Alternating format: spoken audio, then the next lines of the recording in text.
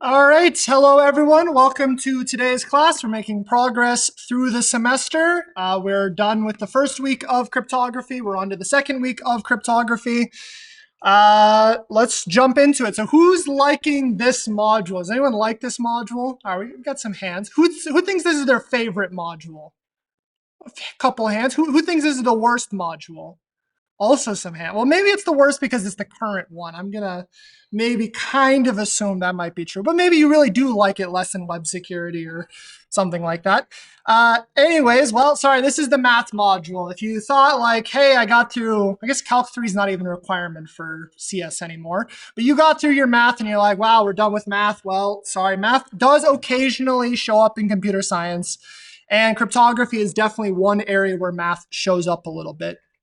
Hopefully it's not too bad of math. Okay, before I jump into it, does anyone have any questions about the course or about cryptography, any of the concepts? Otherwise, we will jump into the topic of brute forcing. Not seeing any hands, not seeing anyone in the Twitch chat saying anything. Hopefully I don't lose the Twitch chat. I got it on my phone. I don't know if it's going to vanish, but we're attempting to have Twitch chat this stream. Okay, well, I don't see any hands. Well, then we will jump into it. So one of the kind of big, oh, there's a hand. There is a hand, sorry. Yeah, go for it.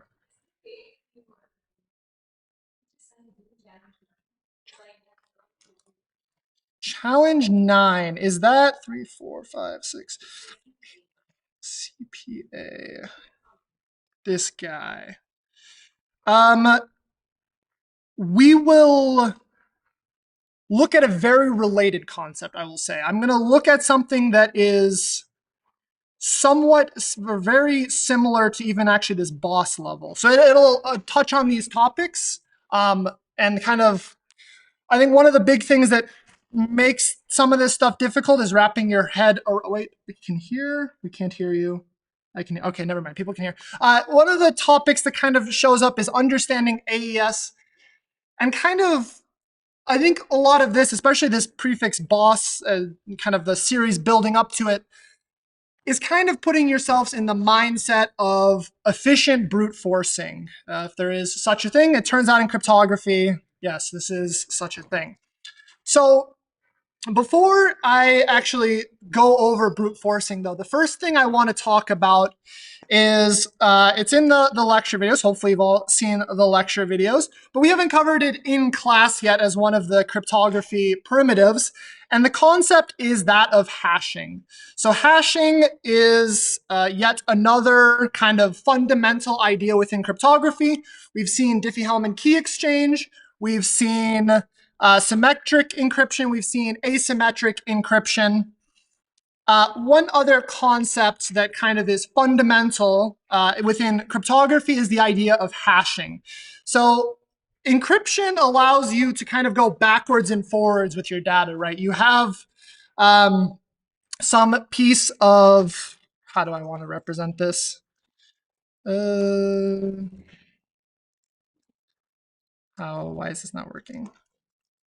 Nope, that's not it. There we go. Apparently I don't know how to use Emacs anymore. One of the concepts is encryption. So we have some piece of data like join me at my birthday party or whatever I think Jan was using as a thing you might want to encrypt. And that turns into some sort of gibberish, right? It turns into this. We'll say it's even the same length or something. And the critical property within encryption is that you can go both directions. Whether it's asymmetric or symmetric, you can go either way. So I encrypt some text. It becomes this. Probably, I don't know what cipher is going to produce something that looks like this, but we can pretend there's a cipher that could do this. And then given the key, I should be able to take this message, right? And oops, that's my public key that I just added. Why is this being weird?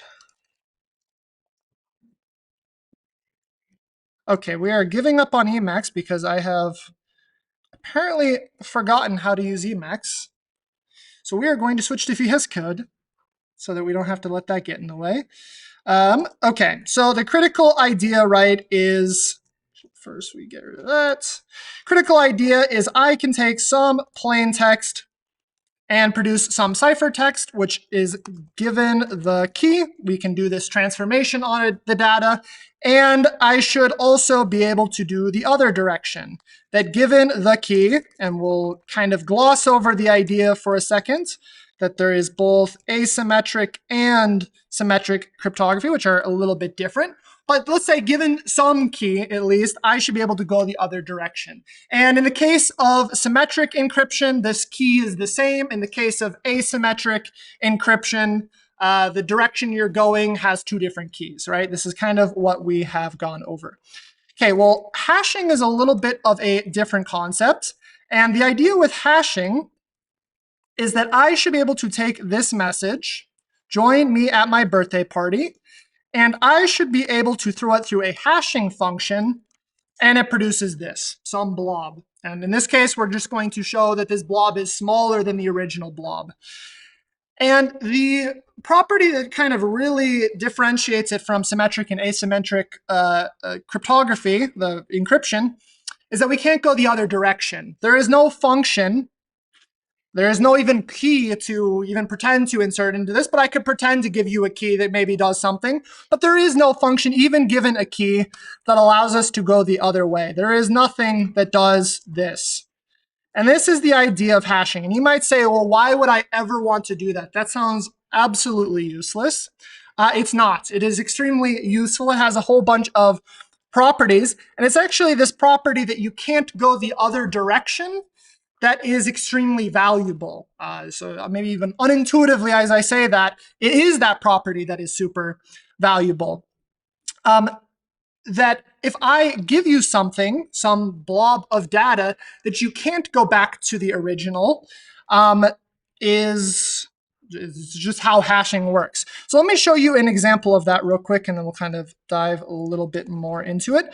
A very popular hashing algorithm. So we've looked at AES as an algorithm for symmetric cryptography. We've looked at RSA as a something that allows us to do asymmetric encryption. The common go-to function for hashing, let's say, is SHA-256, or at least that's one of them.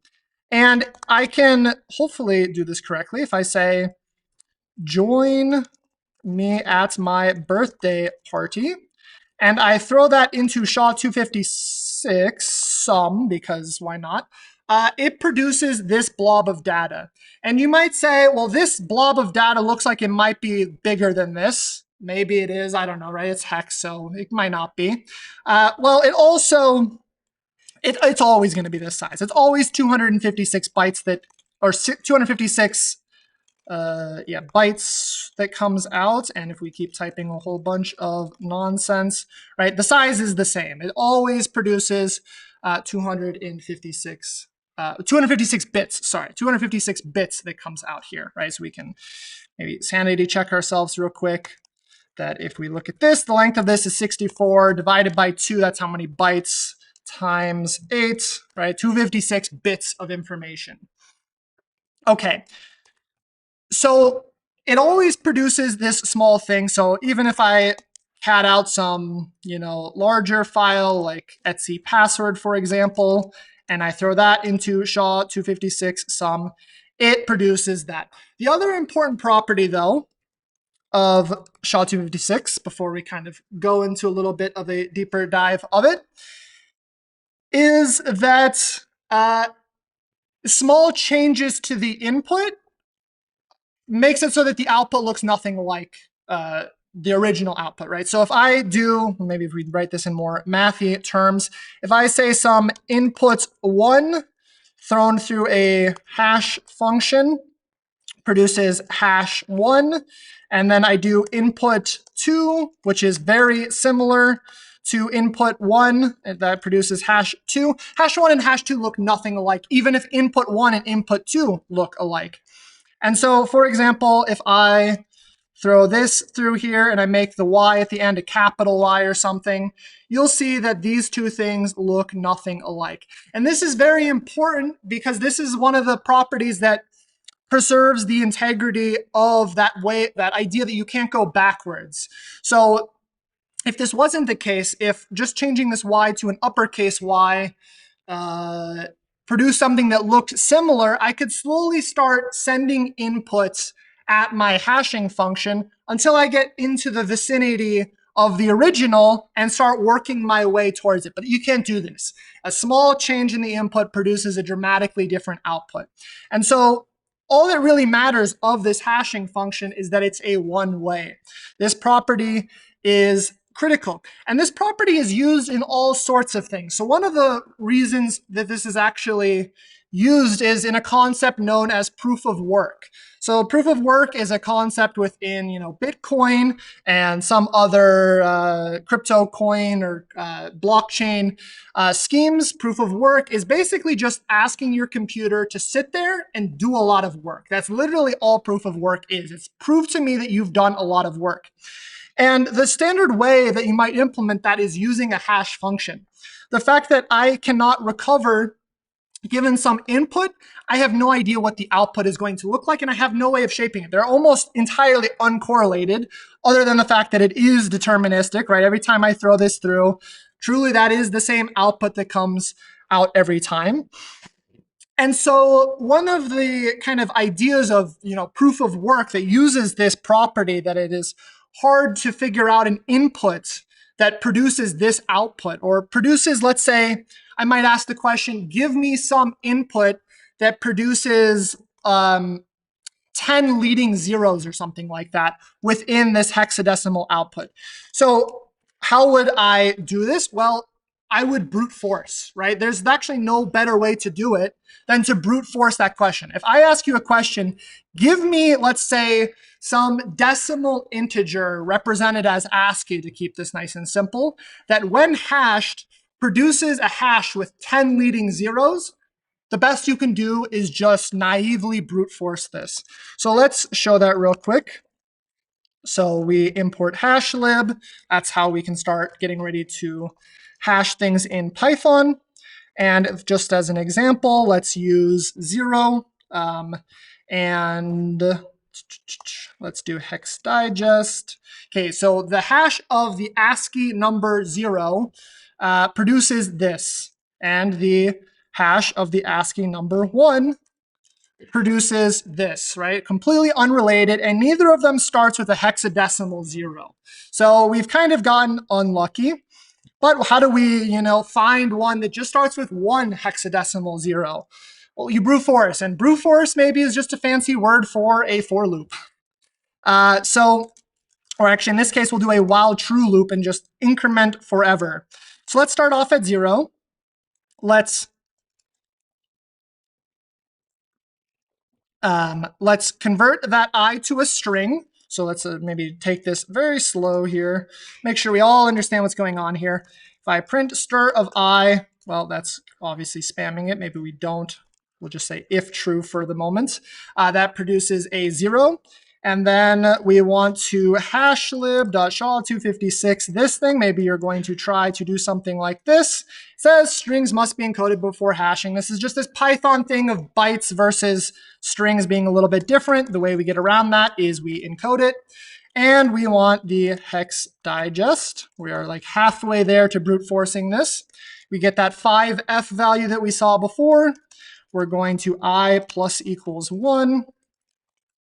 And then we will actually before we do while true, let's just do for j in range 64, right? We'll do 64 numbers.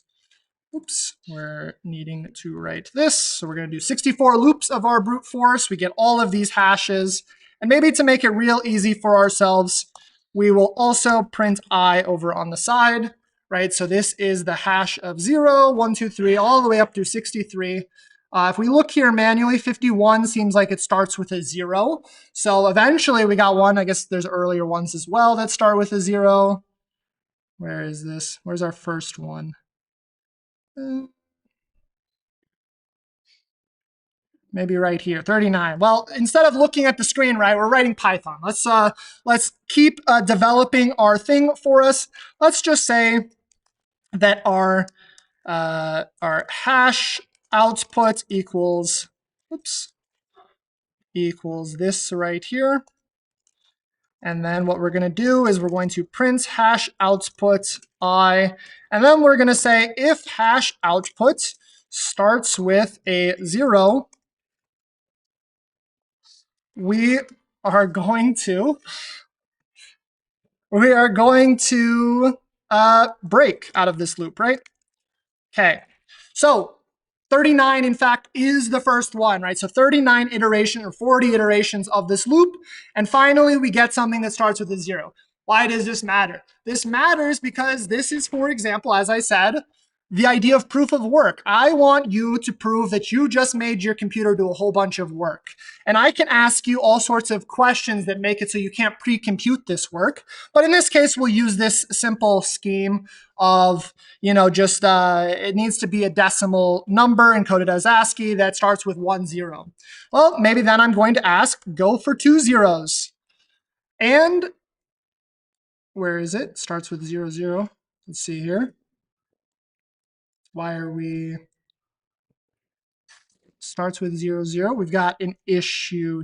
Oh, I know the issue. The issue is we didn't say while true. We want to finally go to while true rather than only do 64 loops. Okay, let's see here. Now we just made our computer do work on the 286th number. That means the SHA-256 of ASCII 286 starts with 2 zeros. If we want to make someone do even more work, we add another 0.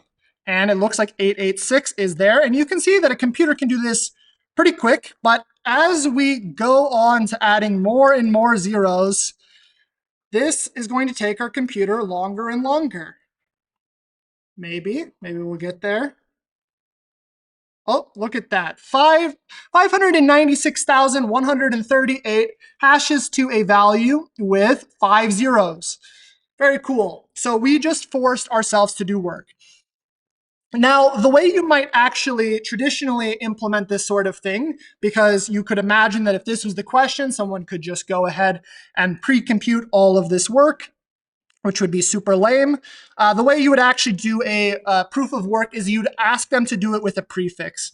So for example, I'm going to say happy birthday as the prefix, and we will instead do prefix space I as our thing that we're going to encode. And let's go back here and let's actually say our hash input equals this thing. And we will put hash input here. We'll encode that. And we will say starts with 0 0, and we will print our prefix. Okay. Nope, not our prefix. Our hash input. Okay. Whoa, look at that. Our first one that had 2 zeros also had 3 zeros. How lucky are we, right? 1 in 16 chance that was going to happen. And so happy birthday 16 hashes here. And then again, if we go back to 4 zeros, right? Now we've got that. So you're going to come up with a random value. And as I said, the whole idea here, the whole name of the game is make them work. Prove that they did some work. And this is basically, half of the technology that Bitcoin relies on, I would say. It is this mechanism that is, you want it to be unlikely. And of course, you're going to jack up the proof of work really high, right? And this, it's going to take specialized hardware working on this rather than just some boring, simple Python. But that is the idea. And if we wanted to, maybe do a smaller granularity, right? We don't have to rely on ASCII 0. We could do a bit of 0. But that is the idea. So let's actually, while I continue, we'll just see during the course of this class, what is the best prefix we can get. Just to show you, maybe how good an hour of brute forcing is. So we'll say best prefix equals none, or we'll say best hash input equals none. Let's actually also get rid of the prefix. We'll just do a nice decimal number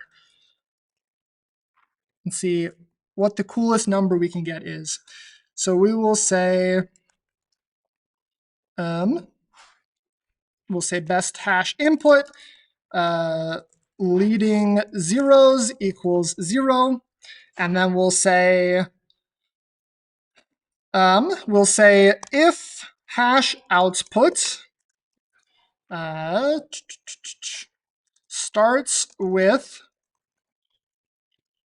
0 times leading zeros plus 1. Oops. All right, if we found something that's better, then let's print. Well, we'll do this actually. And we'll get rid of that.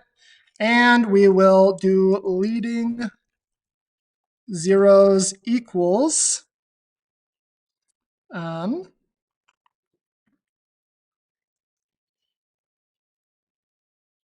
we'll just assume it only goes up by 1. Maybe it's a bad assumption, but we will say leading in the law of large numbers, it will be probably true. Good enough for us. We will do that just so we can get on with this. Leading zeros plus equals 1. Let's see if this works. Okay, we're at 4. That's a lot of zeros. Hash output. Okay, so we'll just let this run in the background. And we'll see at the end of class how many leading zeros we can get in 1 hour. Very fun. Okay. So this is kind of, I said that one of the big concepts maybe within cryptography has to do with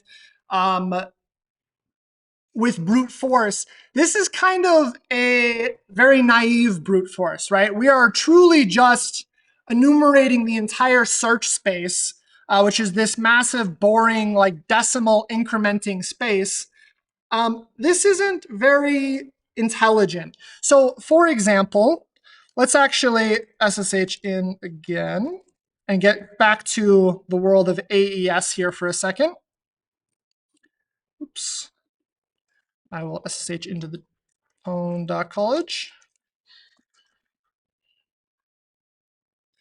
And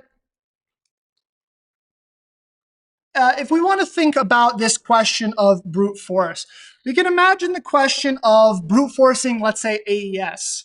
So, and this is in fact what this challenge series kind of has you do it to some extent, is brute force AES, but it's a smarter brute force. It's not like this naive brute force where we're just like literally searching over this boring input space and trying them all. And the reason we can't do that is if I look at, let's get AES going real quick.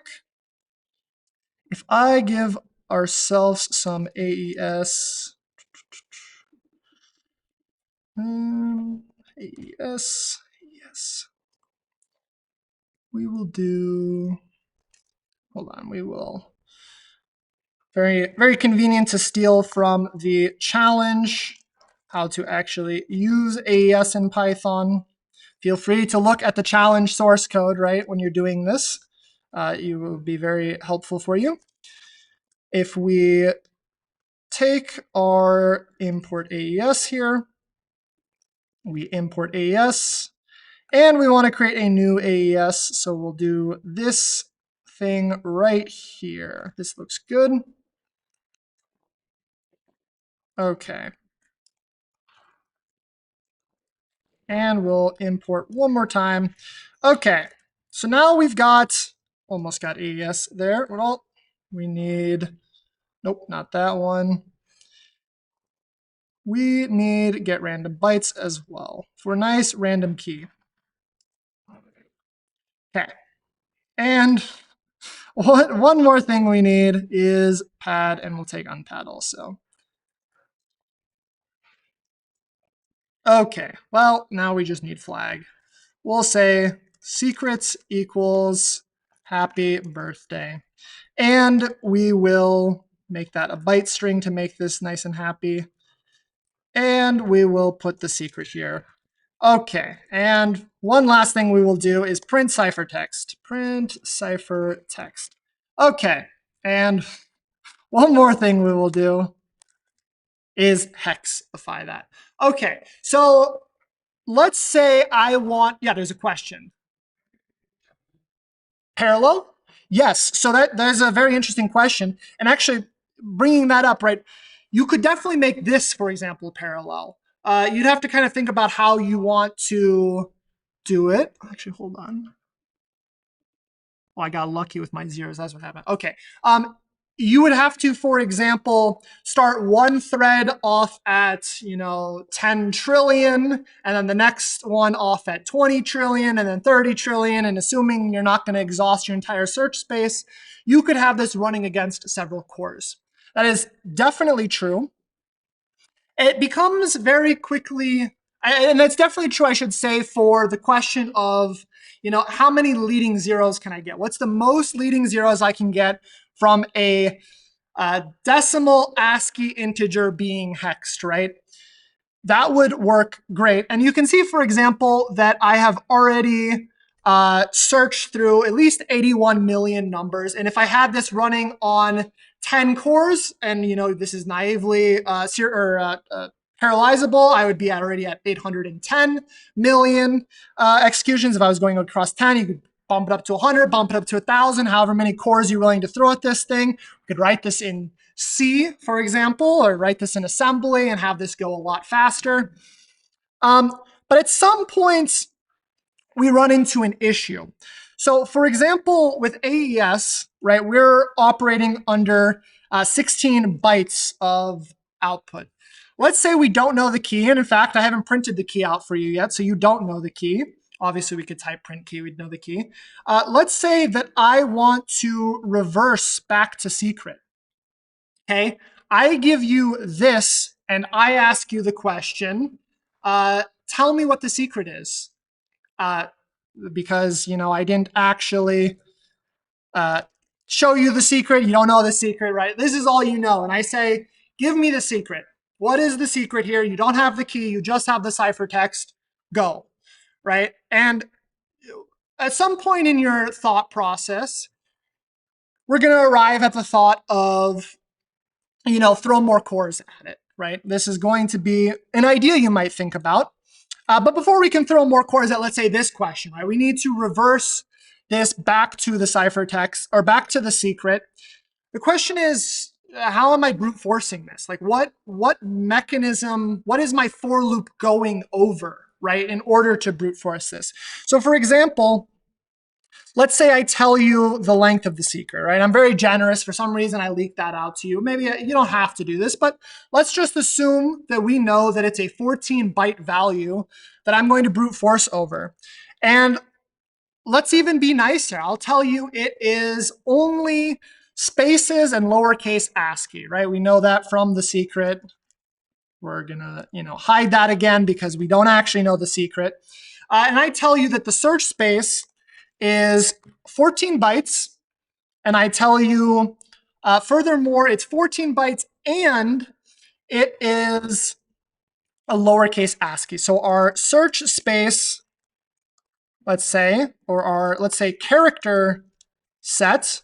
In the worst case, it would be all 256 possible byte values for each one of these bytes. But I'm being very nice and I'm making it easy for you because I know you would only speak to me in lowercase ASCII. Actually, let's just do import string and make this nice and easy for ourselves. String ASCII lowercase. Okay, it's this. And also, what the heck's going on here?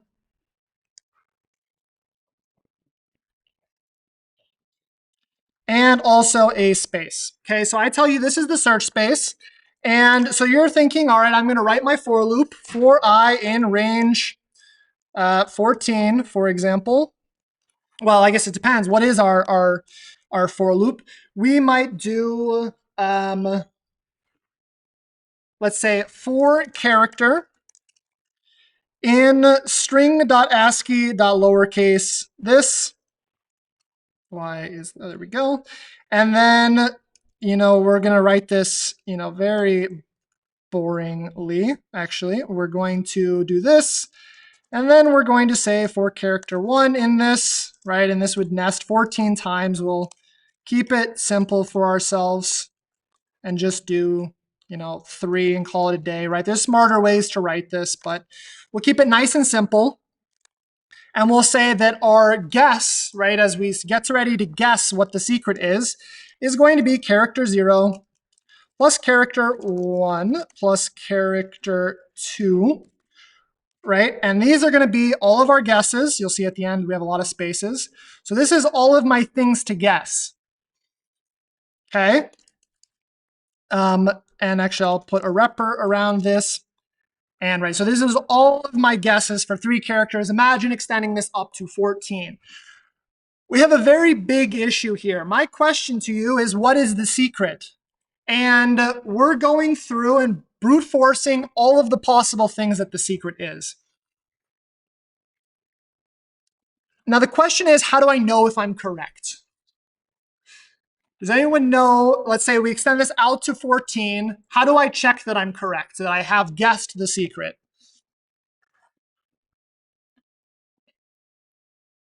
Yeah.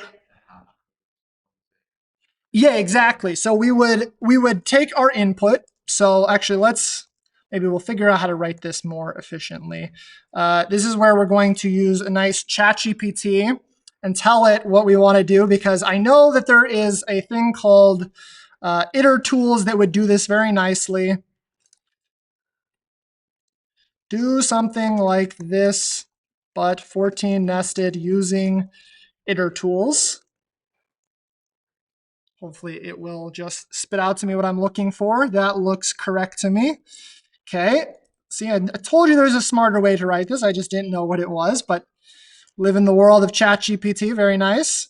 So let's do this, and just to keep it simple, we'll say I equals 0, I plus equals 1, and then we'll say if I greater than 20, break, right? And we need to import iter tools. And for some reason, ChatGPT decided to do that. I liked it like this before. Simple enough, though. And we can see, right, probably if we continue on, we could, get rid of this if thing and just let it keep going. It looks like it's going over our entire search space. So the first thing, right, I told you, let's pretend we wrote this correctly. All right, now we've written this correctly. Now we have the ability to go over our search space. The next question is, how do we determine it's correct? And you said, right, we hash it. So, or in this case, we're using AES, so we will encrypt it. So I will do AES,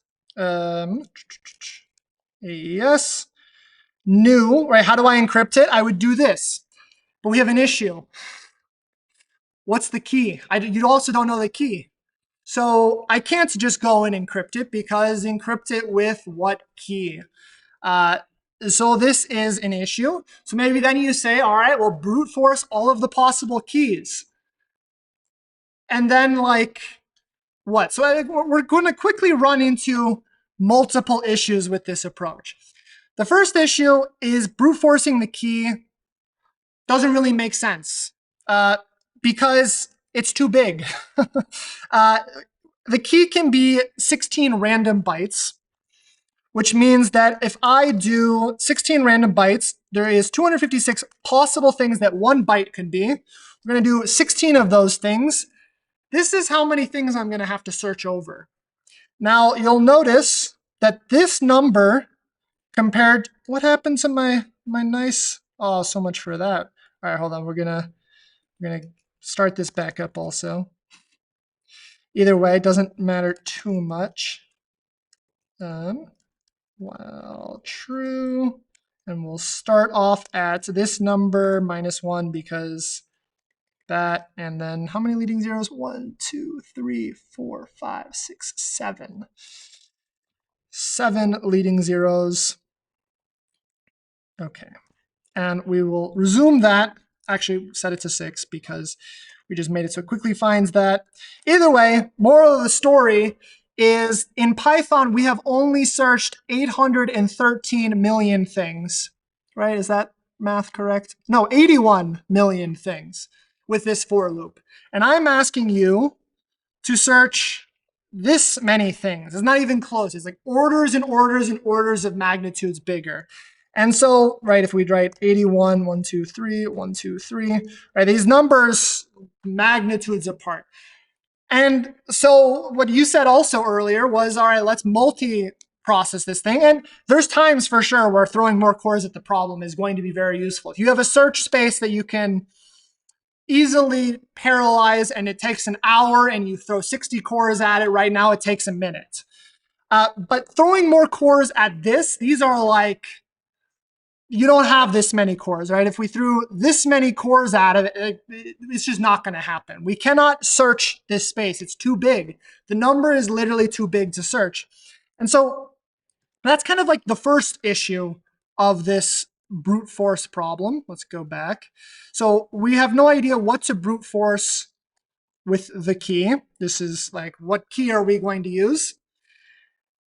And the other issue, actually, maybe it's not an issue. Let's see how big of a search space we have for this thing right here. So we have like multiple for loops, right? We're imagining maybe writing a for loop over all keys, and then for every key, we're going to go through this. But let's see how big this search space is.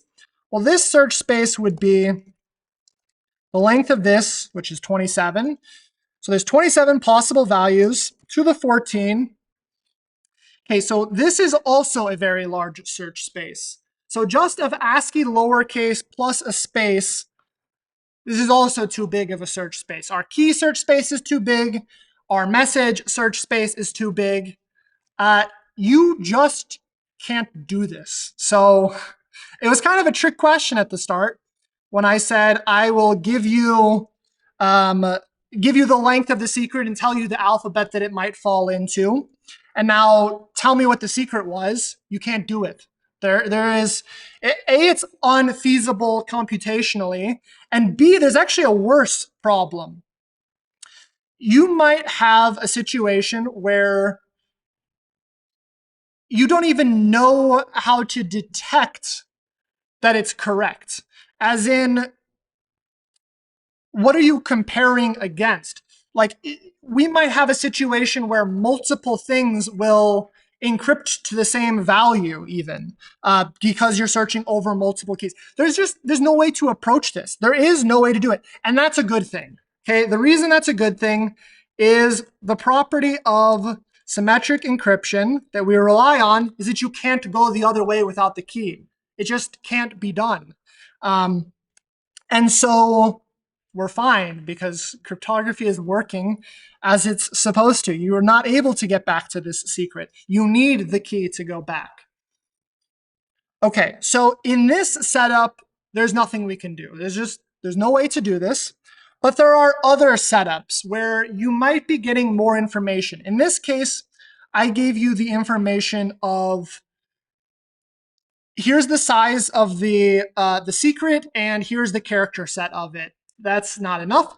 If I told you the key, now at the point that I give you the key, you can just go backwards. So that's kind of boring, and you're not allowed to give out the key if you want this system to work correctly. But you might have other setups. You might have a setup, for example, where if I give you a while true loop, and I do cipher encrypt pad secrets, or we'll say input, what would you like to encrypt? And I do dot encode on that. We're just going to write this out. We might end up in a situation where we have something like this. And then we will say ciphertext equals that. And I print ciphertext.hex back to you. Okay, so, and also the very first thing I'll do again is print, we'll say ciphertext equals this, print ciphertext.hex. Okay, we might have a very strange at this point in time setup where I give you the secret encrypted, and then I also give you the ability to encrypt things just randomly with the key. So you can encrypt ABC, you can encrypt hello, you can encrypt test, right? And every single time you do this, it's encrypting it using the secret. Okay, so we have the ciphertext that we want to recover. And now instead of being told the length of the secret and being told being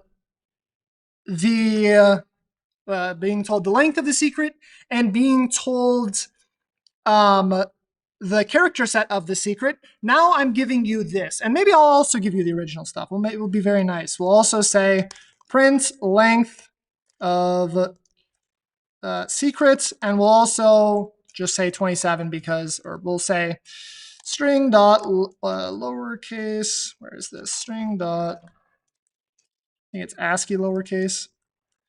String dot ASCII lowercase plus this, and we'll repr this. All right, we're giving you all sorts of information.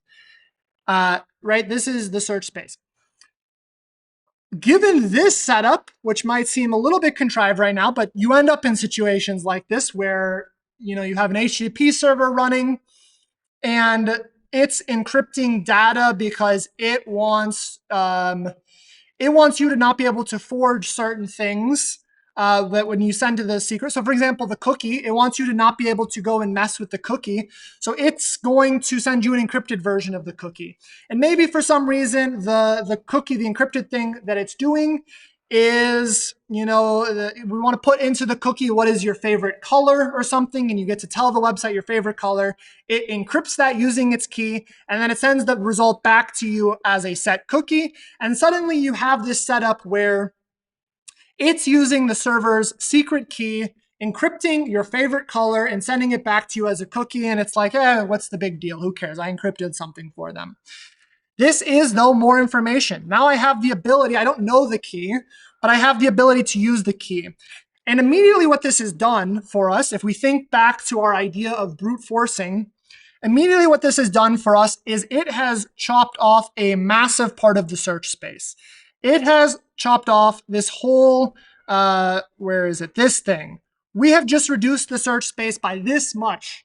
If I am able to no longer need to search through the key space, and now I just need to search through the possible plain text space, suddenly this is the search space. Now this is still not good enough. As you can see here, this number is still also way too big, but it's kind of nice, right? We reduced the search space quite a bit. And so I could, suddenly my brute force has sped up. It hasn't sped up enough, but cool. Still not doable, though. Still cannot solve this in any way. Now, there are other things, though, that might happen. And what else might happen is a setup like this. If I give you this encryption right here, secrets, hold on, we gotta type this correctly. I think that's typed correctly. I might give you this setup, which looks very similar. And you might also be thinking to yourselves, what the heck, this is so contrived. Why would you ever end up in a situation where you have this thing that will give you the encryption of the secret that you're after, plus whatever the heck you want? But it does happen. Again, think back to the cookie example. We might have this weird HTTP server set up where I give it my favorite color.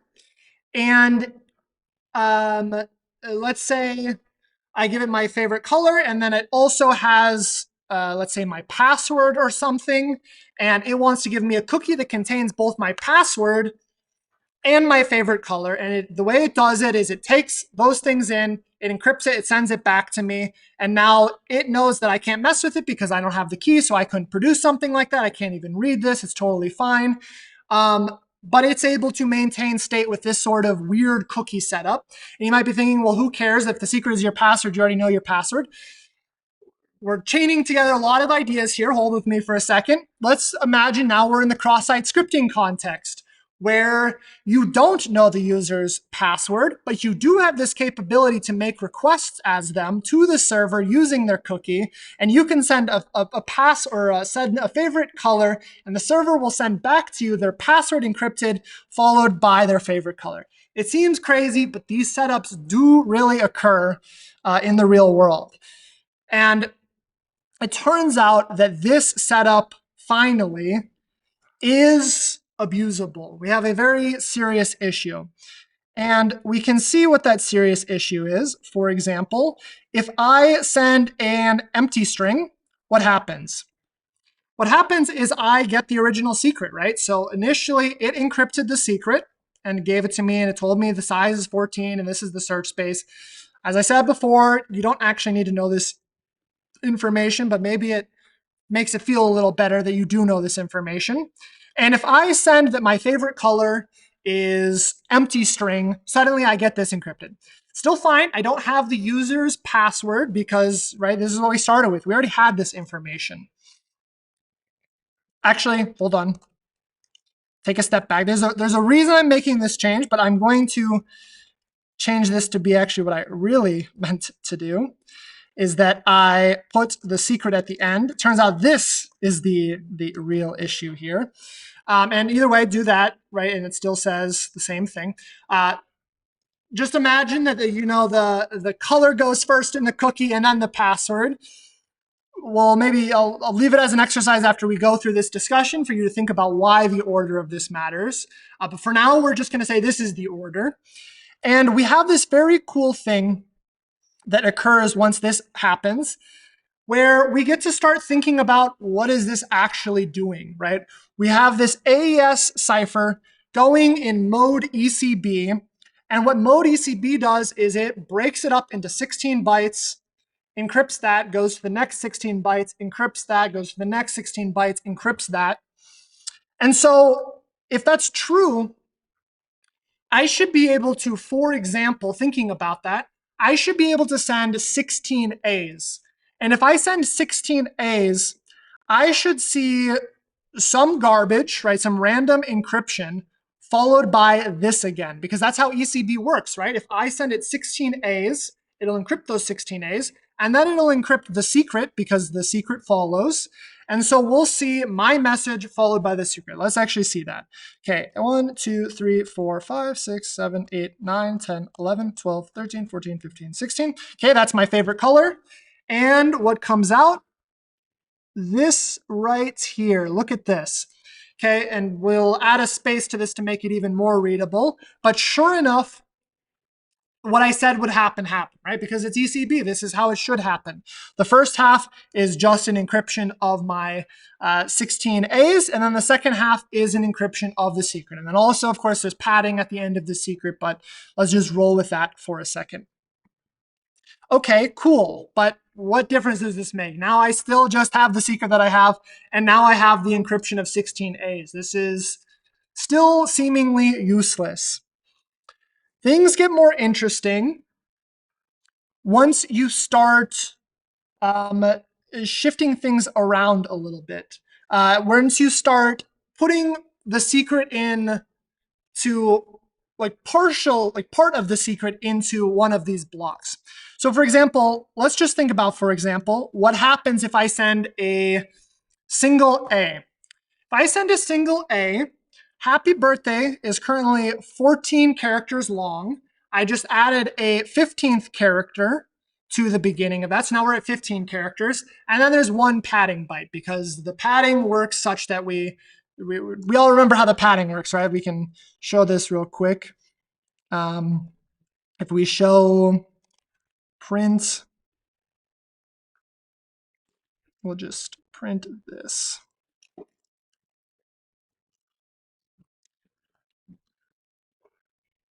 If I can get my parentheses correct.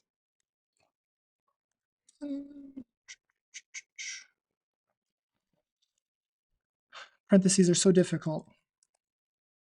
Okay, that is there, that is there. Now we want repr, there, there. Okay, cool. So if I send a single A, well, we missed our block size. Plus secret.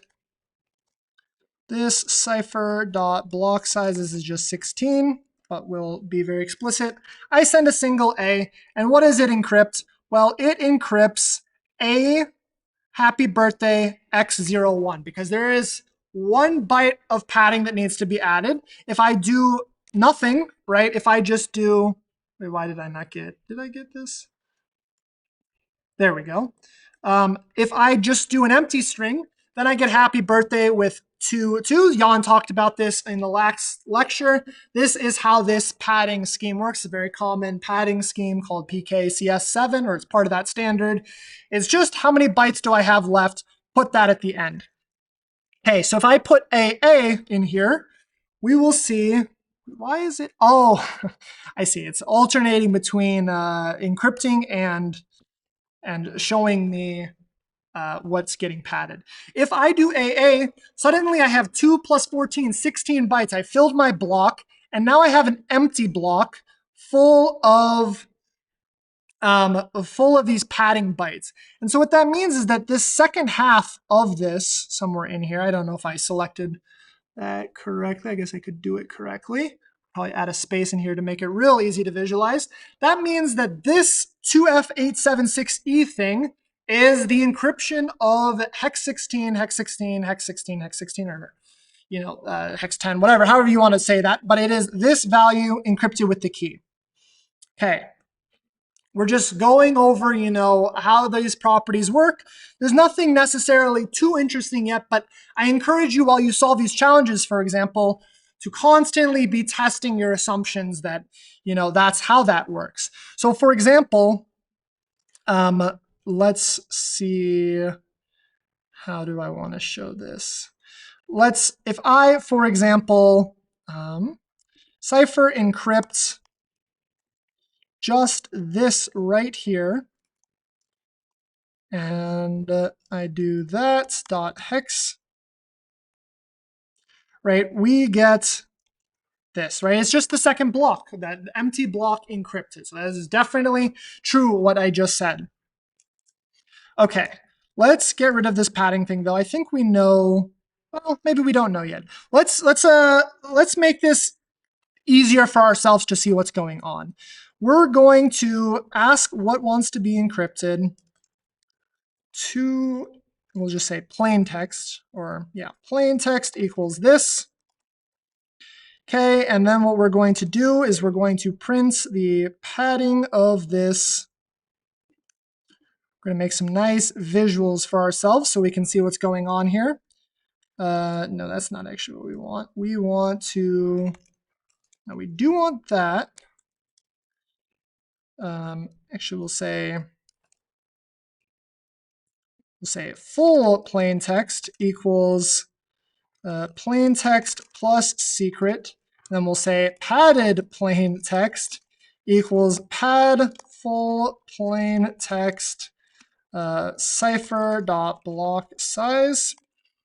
And then what we'll do is we'll print our padded plain text for ourselves, and we'll do it as, we'll do it as that. And then we will encrypt for ourselves ciphertext equals cipher dot encrypt padded plain text. That's right there. That. Okay. So now if I say enter, it says that it is going to do that. Okay, let's add some more. We will say input, and we'll just say output. Okay, we do that. And every time I'm rerunning this, right, we're losing our key, we're regenerating a new key, that's fine. Just pretend that the key is being held constant, because that's, once we're in this while loop, that is what is true, right? The key is held constant.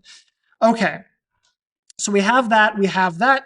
Okay, now one more visualization I think I would like to see for this is split it up into 16-byte boundaries so that we can actually see the parts of this, right? So that when I do AA, I can see which block is which.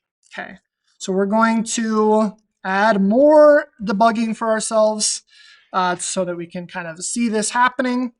And we will do padded plain text. We'll say length of that. And then we will divide by 16. And we'll do for I in range This is how many things we've got to go through.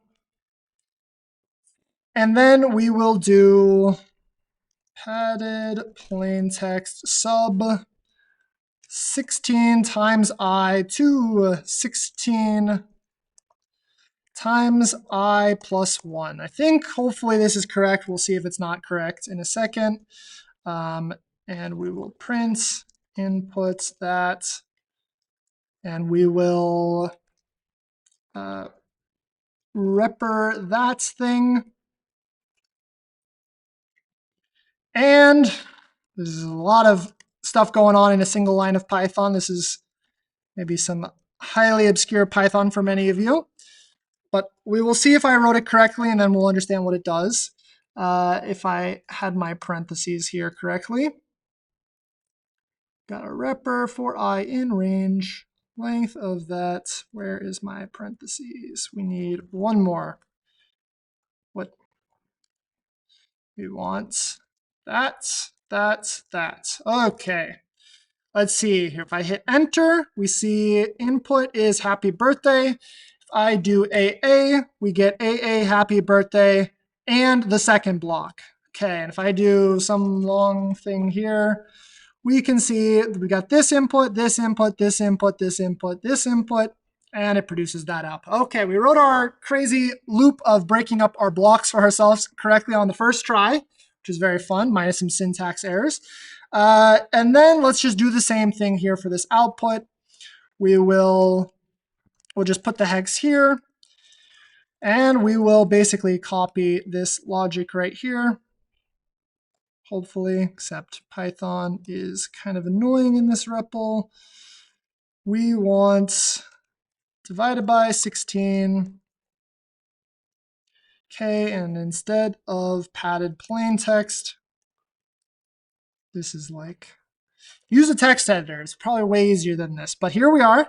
Ciphertext and ciphertext. Okay, we have almost made it, so it's very easy to visualize what's going on here. And you'll see why in a second. Okay, if I type enter, input that, well, what the heck happened here? Ciphertext. Oh, we don't actually want to go by 16. We want to go by 32 because it is 2 hex characters per. Okay, so we'll just change that to 32 because it is 2 characters per byte instead of 1. Okay, and then if I do A, we see that. And then if I do AA, we see that, right? Okay, which means this lines up with, well, no, I guess that doesn't line up. But if I hit enter, this still lines up with this guy. And so we're starting to be able to visualize some of these blocks. And actually, we're going to add one more thing. We're just going to give ourselves another new line. Okay. So we can see that if I encrypt A, it produces this, which produces this output block. If I send nothing, we get this, right? The original message. Well, what happens if I send AA? Well, as we said before, we get this encrypted, which produces this block, followed by this, which produces this block. And if we just encrypted this somehow, we would get just this block, as we said before. Okay, the first interesting thing happens once we type 3 A's. When we type 3 A's, this is what happens. I get AAA, happy birthday, and then the Y ends up over here.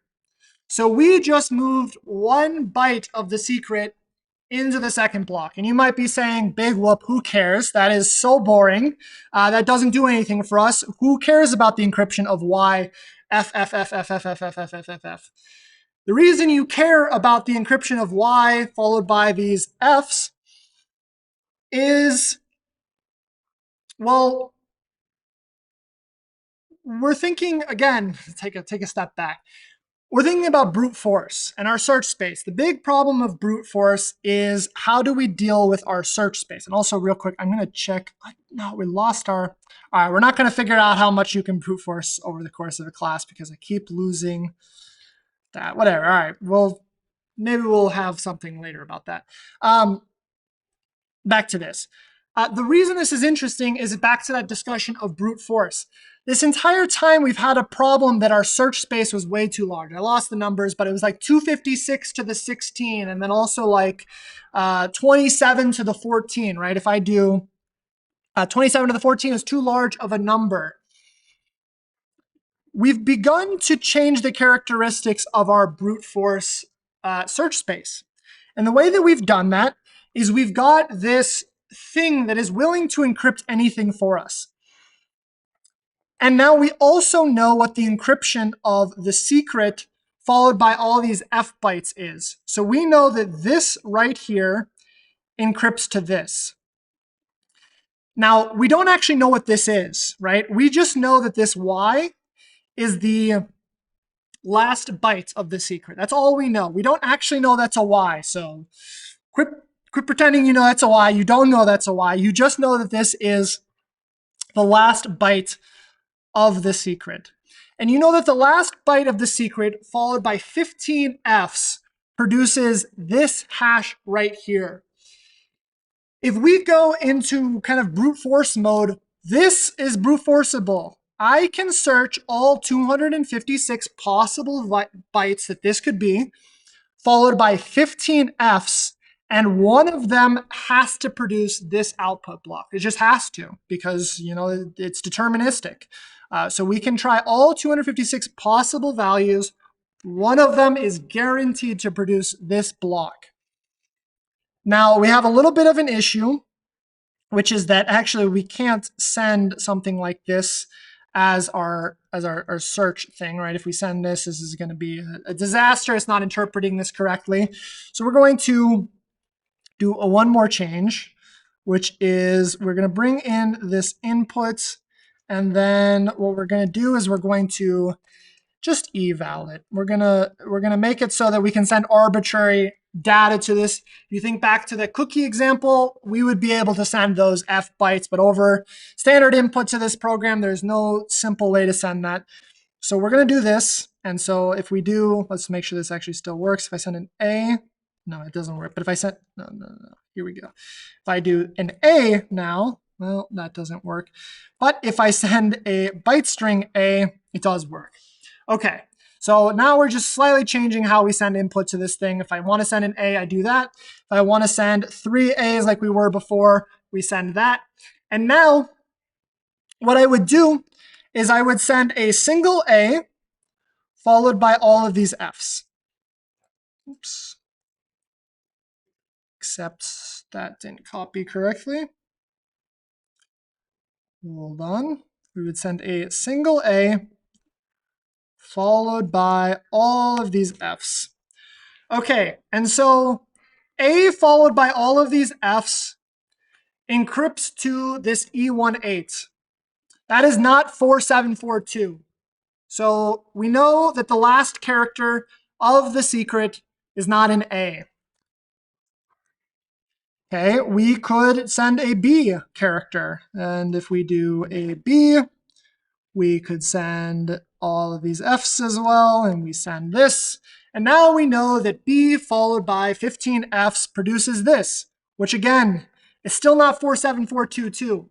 Our goal right now, we got to think, what are we trying to do? We're trying to figure out, we see this glimpse of a chance to figure out the last byte of the secret, which would be huge. That's like infinitely more information about the secret than we had before. We would know the last byte of the secret. Which is very cool. But what we need to do is we need to just try all 256 options. We've tried A, we know it's not A. Tried B, we know it's not B. You might be thinking, all right, this is silly, we know it's Y. We don't know it's Y. We do not know that it's Y. The only reason we know it's Y is because we have this very nice input debugging thing. In reality, all you know is the outputs. Okay, so we know 4742 is the hash of the secret followed by 15 F's. This is what A followed by 15 F's is. This is B. And then we could do X followed by 15 F's. And we know that that turns into that, which is still not 472. And then eventually our brute forcing very nicely goes all the way to Y. And suddenly we get a match. This equals this. Right? And this is huge. Now we know that the last byte of the secret is an F. The reason we do that, we know that, is because we brute forced it, but we brute forced it intelligently. We had a search space of 256 things. We didn't have a search space of 72 trillion, quadrillion, whatever many things. We had a search space of 256. You can write a for loop that goes over 256 things very fast. It'll run basically instant. And now we know the last character of the secret is a Y. That's not the secret though. That's only the last character of the secret. So now what? Well, now we have to think, is there something we can possibly do to get, the first character of the secret, or the second to last character of the secret, or some other character of the secret? If there's some like iterative process we can follow, right? It's kind of nice. We sent 3 A's and suddenly the last character was in its own block, followed by things we know. Well, we now know this last byte is a Y. What happens if we just send 4 A's? If we send 4 A's, this is what's going in. It is now 8Y followed by E many E's, right? Hexadecimally speaking. We know the last character of the secret is a Y because we already discovered that. We know that because of how padding works, that this is going to be a bunch of E characters. So we just do it again. We know that the thing that we want to test is some unknown thing followed by Y, because we discovered Y, followed by a bunch of E characters. And so what we're going to do is, in this case, we're going to get very lucky. We're going to do our guess. Our guess character is an A in this case. And then the next character we're going to type in is a Y. This is not a guess. We know it's a Y because we previously discovered that it's a Y. This is also not a guess. This is how padding works. We know those characters have to be E's because that is what the padding is going to do. And in this case, our brute force is very lucky. It's fine though. You can write a for loop over 256 things. You're not always going to get lucky and literally your first guess is going to do it. But in this case, look at this. We got 1,6D lines up with 1,6D, which means our guess of A was correct. We now know the last 2 characters of the secret is AY. And so what do we do next? For 5, we send 5A. No, that's not how we do that. We send 5 A's, 3, 4, 5. And suddenly, this is what happens, right? This goes in. You'll see this very inductive algorithm here. We've got unknown character. Quit pretending you know the character. You don't know the character. We got unknown character. We do know this character because we previously brute forced it. We got an A. We know this character because we previously brute forced it and we got a Y. And we know these characters because this is how padding works. And so we're going to do it again. We're just going to search over all 256 options, and eventually you'll get a D character. And now you'll know the last 3 characters of the secret. And suddenly, this search space that was massive, right? We said before it was 27 to the 14, right? Because, our thing was very nice and told us that the password was 14 characters long and that the alphabet that it could be was these 27 characters. And suddenly, this search space that was 27 to the 14 is no longer 27 to the 14. It is now actually, I said 256. 256 or 27 depends if you know the alphabet. If we know the alphabet's 27, then it's 27 to the 14. If we didn't know it, but somehow we knew it was 14 characters, this was the search space. But let's go with the 27. Somehow we know it's lowercase plus space. Now instead of being 27 times 14, each time we're guessing 27 things. We just have to make 27 guesses. And then we have to make another 27 guesses, and then another 27, another 27. We have to do this 14 times. The search space just went from 27 to the 14, which is entirely infeasible, to 27 times 14. So this is kind of like a nice little discrete math thing, right, of what is our search space that we're going through. This is how we've transformed the search space. This is extremely feasible. Your computer can go through 378 things extremely easily. Your computer cannot go through this many things this easily. And so this setup works very nicely like this, where, we have this oracle is what it's called. It's called an oracle if you have this thing that will give you answers to something. And it's kind of very similar to the blind SQL injection challenges that you've solved in web security. In that case, you had this blind SQL oracle. In this case, we have this plain text prefix oracle, or this AES prefix oracle going on here, where we have our chosen prefix. We get to control whatever the heck the prefix is, right? We choose the plain text, and then our secret is appended on, and then that is encrypted. We get the result of that. We can do that however many times we want, and suddenly things become tractable. Does anyone have any questions about this? This is like it turns out you're going to be solving a level that looks very similar to this. So if anyone has any questions about that, and this is often one of the hardest levels, so if anyone has any questions about this, now would be a good time. If something about this process doesn't make sense, I'm happy to answer. Yeah. Yeah. Yeah. Question. Yeah, so in Python, the question was, what's the difference between a byte string and a regular string? In Python, the difference is, so syntactically, it looks like this, right? Byte string just starts with a B, regular string does not. The reason for that is when Python changed from Python 2 to Python 3, they decided that Unicode characters are very cool. So for example, let's see here if I can get an emoji to come out, right? For some reason, Python decided being able to represent something like a smiley face is like critical to the language. All right, and there's arguments for it, sure. I mean, you also can get stuff like, an accented E, or like an Nye for Spanish. Like, there's all sorts of characters you want to be able to represent beyond the standard, 128 characters of ASCII. And you do that with UTF-8 / Unicode, we'll say. In Python, this thing right here, each one of these character points is what they're called. Each one of these things is not actually a 256 byte value thing. There are more than 256 things that can go in each one of these spots. For example, you can put a smiley face in here. And if I do encode this to, we'll just say Latin. Wait, how do I do this?